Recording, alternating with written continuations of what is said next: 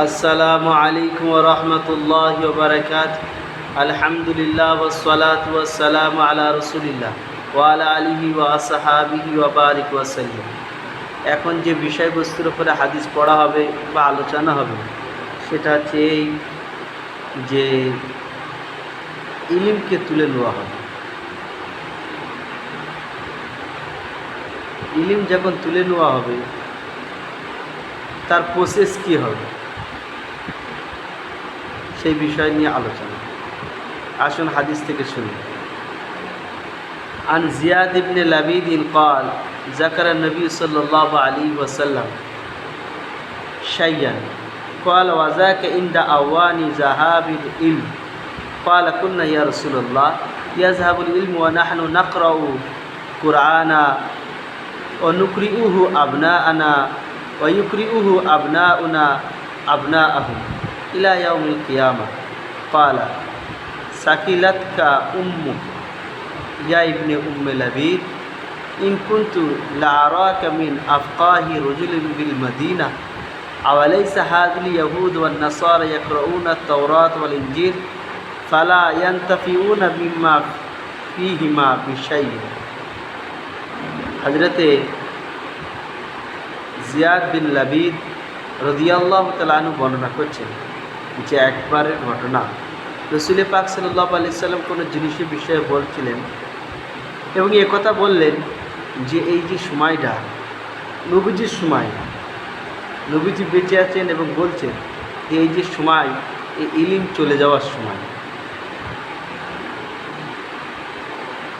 উনি এই কথা বুঝতে পারলেন যে ইলম চলে যাবে কী করে। উনি বললেন আল্লাহ রসুল এটা কীরকম, আমি কোরআন পড়ছি, আমি আমার বাচ্চাকে শেখাচ্ছি, বাচ্চা তার বাচ্চাকে শেখাবে, তার বাচ্চা তার বাচ্চাকে শেখাবে, এরকমভাবে সিলসিলা তো কিয়ামত পর্যন্ত চলতে থাকে, তাহলে ইলম চলে যাবে কীভাবে। রাসূল পাক সাল্লাল্লাহু আলাইহি ওয়াসাল্লাম বললেন যে জিয়াদ বিন লাবিদ, আমি তো মনে করতাম যে তুমি মদিনার বুকে একজন জ্ঞানী মানুষের মধ্যে একজন জ্ঞানী মানুষ, জ্ঞানীদের মধ্যে একজন জ্ঞানী মানুষ, তোমার আম্মা তোমার উপরে কাঁদে। এটা একটা আরবি মাহলা, মানে প্রচলিত বাক্য, সাকিলাতা উম্মু ফিদাকা উম্মু, এগুলো আরবের প্রচলিত শব্দ। তো রাসূল পাক সাল্লাল্লাহু আলাইহি ওয়াসাল্লাম বলেন যে তুমি কি দেখো না ইহুদি নাসারা ওরা ইনজিল তওরাত পড়ে কিন্তু ওর উপরে কতটা আমল করে। এই অ্যাঙ্গেল দিয়ে যদি আমরা দেখি বর্তমান পরিস্থিতিতে, রাসূল পাক সাল্লাল্লাহু আলাইহি ওয়াসাল্লাম তো বলেছেন তখন সাহাবারা নবীজির মধ্যখানে রয়েছেন 1500 বছর আগে, আর এখন এই 1500 বছর পরে এখন এই অ্যাঙ্গেলে যদি আমরা দেখি নবীজির এই কথার উপরে কথাকে যদি আয়না বানায় যে ইহুদি ও নাসারা তোরা জবুর ইঞ্জিল তো পড়ে, কতটা ওর থেকে ওর ক্ষেত্রে আমল করে। আসলে কোরআনের কোন হাকামটা আমাদের আজ ইসলামিক সমাজের মধ্যে আমল করছে, হাদিসের কোন আমলটা, কোন ফরজ হাকামে পুরো একটা গ্রামবাসী সম্পূর্ণ আমল করে। একটা গ্রাম পাওয়া যাবে না, একটা দেশ পাওয়া যাবে না, একটা বাড়ি পাওয়া যাবে না, এরকম হয়ে গেছে এখন যে বাড়ি সকলেই আল্লাহ তাআলার ফরজ আহকামের পাবন্দি, আল্লাহ তাআলার কোরআনের অনুসারী, আল্লাহ রসুলের হাদিসের অনুসারী, শরীয়ত অনুসারী, মোট কথা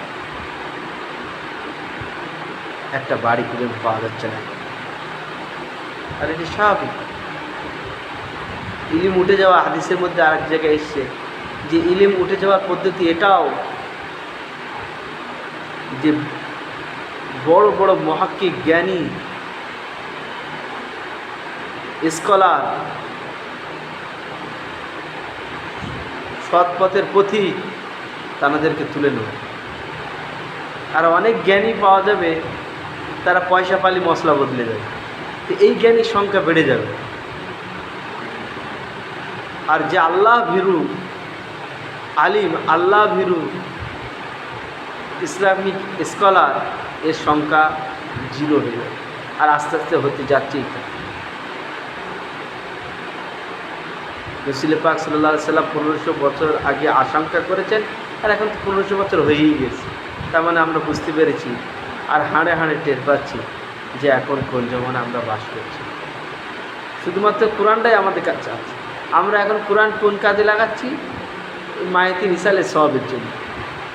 কিন্তু কোরআন অবতীর্ণ হয়েছে কিসের জন্য? একটা জিন্দা মানুষ পথ নিদর্শন নেবে তার থেকে, আমল কিভাবে করতে হবে, কোন পথে আমল করতে হবে, কোরআন থেকে এইটি নেওয়ার জন্য, জীবিত মানুষের জন্য। আর আমরা কোরআন ব্যবহার করছি মৃত মানুষের জন্য।